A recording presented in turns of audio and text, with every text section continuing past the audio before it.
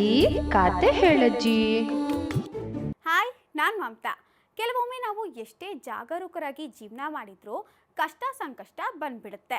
ಬಂದಿರೋ ಕಷ್ಟದಿಂದ ತಪ್ಪಿಸಿಕೊಳ್ಳಲಾಗುತ್ತಿಲ್ಲ ಅನ್ನೋ ಸಂದರ್ಭದಲ್ಲೂ ಕೂಡ ನಾವು ಬಚಾವಾದ್ರೆ ಅದಕ್ಕೆ ಅದೃಷ್ಟ ಅಂತಾರೆ. ಇಲ್ಲೊಬ್ಬನಿಗೆ ಅದೃಷ್ಟ ಕೈ ಹಿಡಿದು ಬಂದಿರೋ ಸಂಕಷ್ಟವೆಲ್ಲ ಕರಗಿ ಹೋಗ್ತಾ ಇದೆಯಂತೆ. ಯಾರತ ಅನ್ನೋದನ್ನ ನೀವೇ ನೋಡಿ. ಒಂದು ಊರಿತ್ತು. ಆ ಊರಲ್ಲಿ ಒಬ್ಬ ಯುವಕ ವಾಸ ಮಾಡ್ತಾ ಇದ್ದ. ಆತ ತುಂಬಾನೇ ಬುದ್ಧಿವಂತನಾಗಿದ್ದ. ಆತ ತುಂಬ ಬಡತನದ ಜೀವನ ಮಾಡ್ತಾ ಇದ್ದ. ಆದರೆ ಜೀವನದಲ್ಲಿ ಏನಾದರೂ ಸಾಧನೆ ಮಾಡಬೇಕು ಅಂತ ಯಾವಾಗಲೂ ಯೋಚಿಸ್ತಿದ್ದ. ಇರೋ ಬರೋ ಕಾಸಲ್ಲಿ ಬೇರೆ ದೇಶಕ್ಕೆ ಹೋಗೋ ಯೋಚನೆ ಮಾಡಿ ಅದೃಷ್ಟವನ್ನು ಹುಡುಕೊಂಡು ಹಡಗ್ನಲ್ಲಿ ಹೊರಟ.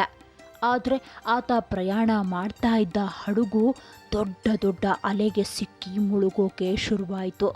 ಆದರೆ ಈ ಯುವಕ ಈಜಿ ಯಾವುದೋ ದ್ವೀಪಕ್ಕೆ ಬಂದ. ಏನು ಮಾಡೋದು ಅಂತ ತಿಳಿದೆ ದ್ವೀಪದಲ್ಲಿದ್ದ ತೆಂಗಿನ ಮರವೊಂದರ ಕೆಳಗೆ ಅವನು ಕೂತಿದ್ದಾಗ ನೀರಲ್ಲಿ ಏನೋ ವಿಚಿತ್ರ ಪ್ರಾಣಿ ಬರ್ತಾ ಇರೋದು ಅವನ ಕಣ್ಣಿಗೆ ಕಾಣ್ತು. ಹಾಗೆ ಬಂದ ಪ್ರಾಣಿ ದಡಕ್ಕೆ ಬಂದು ಮರಳ ಮೇಲೆ ನಿದ್ದೆ ಮಾಡ್ತು. ಆ ದೈತ್ಯಾಕಾರದ ಪ್ರಾಣಿಯ ತಲೆಯ ಮೇಲೆ ಒಂದು ಹೊಳೆಯೋ ವಜ್ರ ಇತ್ತು. ಅವನು ಮೆಲ್ಲನೆ ಹಂದಿಯ ಬಳಿಗೆ ಹೋಗಿ ಅದರ ಪಕ್ಕದಲ್ಲಿದ್ದ ವಜ್ರನ ಎತ್ತುಕೊಂಡ.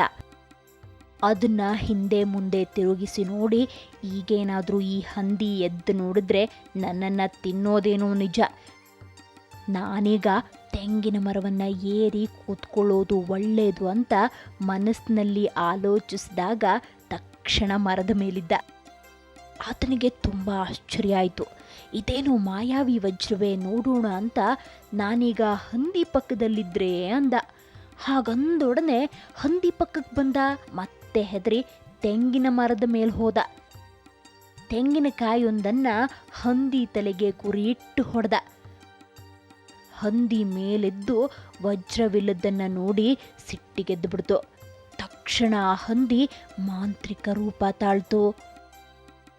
ಆಗ ಆ ಹುಡುಗ ಇನ್ನೊಂದು ತೆಂಗಿನಕಾಯನ್ನ ಅದರ ತಲೆಗೆ ಹೊಡೆದು ಸಾಯಿಸ್ಬಿಟ್ಟ. ಆ ನಂತರ ಆತ, ಜನ ಯಾರಿದ್ರೂ ಇರೋ ದ್ವೀಪಕ್ಕೆ ನನ್ನನ್ನು ಕರ್ಕೊಂಡು ಹೋಗು ಅಂದ. ಕೂಡಲೇ ಅವನು ಆಕಾಶದಲ್ಲಿ ತೇಲ್ತಾ ಗುಡಿಸಲೊಂದರ ಬಳಿಗೆ ಬಂದ. ಅಲ್ಲೊಬ್ಬ ಕಾಲಿಲ್ಲದ ಮನುಷ್ಯ ಕೂತ್ಕೊಂಡು ಬೆಂಕಿ ಮೇಲೆ ಕೋಳಿ ಬೇಯಿಸ್ತಾ ಇದ್ದ. ನನಗೇನಾದರೂ ತಿನ್ನೋ ಕೊಡ್ತೀಯಾ ಅಂತ ಯುವಕ ಕೇಳಿದಾಗ, ನಾನು ತಿನ್ನೋದನ್ನು ನಿಮಗೂ ಕೊಡ್ತೀನಿ, ಆದರೆ ಈ ಜಾಗಕ್ಕೆ ನೀ ಹೇಗೆ ಬಂದೆ ಹೇಳು ಅಂತ ಆ ಮನುಷ್ಯ ಕೇಳ್ದ. ಆಗ ಯುವಕ ವಜ್ರದ ಮಹಿಮೆ ಹೇಳ್ದ. ಕಾಲಿಲ್ಲದ ಮನುಷ್ಯ, ಹಾಗಾದರೆ ವಜ್ರನ ನನಗೆ ಮಾರಿಬಿಡು, ಅದಕ್ಕೆ ಬದಲಾಗಿ ನನ್ನ ಕೊಡಲಿ ಕೊಡ್ತೀನಿ ಅಂದ. ಇದು ಮಾಂತ್ರಿಕ ಕೊಡಲಿ, ಇದನ್ನು ಹಿಡಿದು ತಲೆ ಬೇಕು ಅಂತ ಕೇಳಿದ ಕೂಡಲೇ ಎದುರು ಇರೋ ಯಾರ ತಲೆ ಬೇಕಾದರೂ ತರುತ್ತೆ ಅಂದ. ಆಗಲಿ, ಇದು ಒಳ್ಳೆ ವ್ಯಾಪಾರ ಅಂತ ಯುವಕ ವಜ್ರನ ಕೊಟ್ಟು ಕೊಡಲಿನ ತಗೊಂಡ. ತಕ್ಷಣವೇ ತಲೆ ಬೇಕು ಅಂದ. ಕೂಡಲೇ ಕೊಡಲಿ ಕಾಲಿಲ್ಲದ ಮನುಷ್ಯನ ತಲೆಯನ್ನು ಕತ್ತರಿಸಿ ಹಾಕ್ತು. ಯುವಕ ಇನ್ನಷ್ಟು ಮುಂದೆ ಹೋದ. ಸಂಜೆಯಾಗೋ ಹೊತ್ತಿಗೆ ಇನ್ನೊಂದು ಒಂಟಿ ಗುಡಿಸಲಿನ ಮುಂದೆ ಕೈಗಳಿಲ್ಲದ ಮನುಷ್ಯ ಕೂತಿದ್ದ. ಕುರಿ ಹಾಲನ್ನ ಹಿಂಡಿ ಅದನ್ನ ಕುಡಿತಾ ಇದ್ದ. ಅವನು ಯುವಕನನ್ನು ನೋಡ್ದ. ಕೂಡಲೇ ಆತ ಯುವಕನ ಮೇಲೆ ದಾಳಿ ಮಾಡೋಕ್ ಬಂದಾಗ ಈತ ನಿಲ್ಲು ಅಂತ ಕೇಳ್ಕೊಂಡ. ತನ್ನಲ್ಲಿದ್ದ ವಜ್ರದ ಮಹಿಮೆಯನ್ನೆಲ್ಲ ಕೈ ಇಲ್ಲದವನಿಗೆ ಹೇಳ್ದ. ಅದರ ಗುಟ್ಟು ತಿಳಿದ ಮಾಂತ್ರಿಕ, ಹಾಗಾದರೆ ವಜ್ರನ ನನಗೆ ಕೊಡು, ಅದಕ್ಕೆ ಬದಲಾಗಿ ಪಾತ್ರೆ ಕೊಡ್ತೀನಿ, ಇದು ಮಾಂತ್ರಿಕ ಪಾತ್ರೆ, ಹಸಿವಾದಾಗ ನಿಂಗೇನು ಬೇಕೋ ಅದನ್ನು ನೆನಪಿಸ್ಕೊಂಡ್ರೆ ಆ ವಸ್ತು ಪಾತ್ರೆಯಲ್ಲಿ ಬರುತ್ತೆ, ಪಾತ್ರೆಯನ್ನು ಉರುಳಿಸಿದ್ರೆ ದೊಡ್ಡ ನದಿಯೊಂದು ಹುಟ್ಟಿ ದೇಶಗಳನ್ನೇ ಬೇಕಾದರೆ ಮುಳುಗಿಸಿಬಿಡುತ್ತೆ ಅಂದ. ಆಗಲಿ, ಇದು ಒಳ್ಳೆಯ ವ್ಯಾಪಾರ ಅಂತ ಯುವಕ ವಜ್ರ ಕೊಟ್ಟು ಪಾತ್ರೆ ತಗೊಂಡ. ತಕ್ಷಣ ಕೊಡಲಿಯನ್ನ ಮುಟ್ಟಿ ತಲೆ ಬೇಕು ಅಂದ. ಕೊಡಲಿ ಮಾಂತ್ರಿಕನ ತಲೆ ಕಡಿದು ಹಾಕ್ತು. ಪಾತ್ರೆ ಸಹಾಯದಿಂದ ಅನ್ನ, ಸಾರು, ಪಲ್ಯ ತರಿಸ್ಕೊಂಡು ಯುವಕ ಊಟ ಮಾಡಿ ರಾತ್ರಿ ಮಾಂತ್ರಿಕನ ಗುಡಿಸ್ಲಲ್ಲಿ ಮಲ್ಕೊಂಡ. ಬೆಳಗಾಗ್ತಾ ಇದ್ದಂತೆ ತನ್ನ 3 ಅಮೂಲ್ಯ ವಸ್ತುಗಳನ್ನು ತಗೊಂಡು ಅವನು ಹೊರಟ.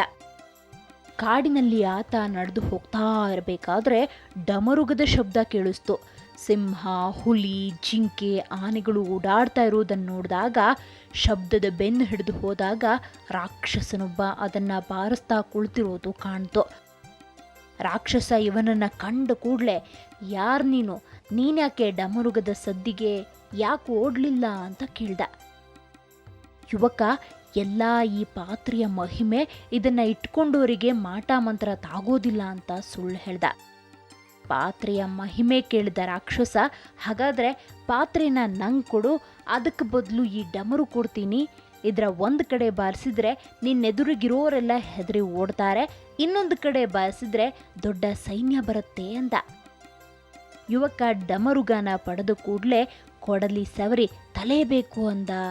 ರಾಕ್ಷಸ ಸತ್ತ ಬಿದ್ದ. ಮುಂದೆ ಒಂದು ರಾಜ್ಯ ಸಿಕ್ತು. ಅಲ್ಲಿನ ರಾಜ ಈತನನ್ನ ಕಂಡೊಡನೆ ಹಿಡ್ಕೊಂಡು ಬರುವಂತೆ 4 ಸೇವಕರನ್ನ ಕಳುಹಿಸ್ದ.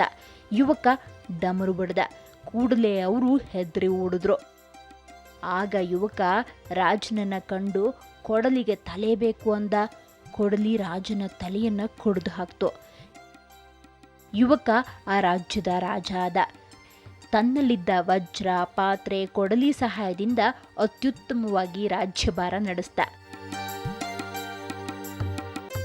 ನೋಡಿದ್ರಲ್ಲ ಮಕ್ಕಳೇ, ಮಾಯಾವಿ ಮಾಂತ್ರಿಕ ಕಥೆಯನ್ನ. ಬಡತನ ಅನ್ನೋದು ನಮ್ಮ ಯಾವ ಕಾರ್ಯಕ್ಕೂ ಅಡ್ಡಿಯಾಗಬಾರ್ದು. ಹಾಗೆ ಅದೃಷ್ಟ ನಮ್ಮ ಕೈ ಹಿಡಿದಾಗ ನಮ್ಮ ಜೀವನವೇ ಬದಲಾಗುತ್ತೆ.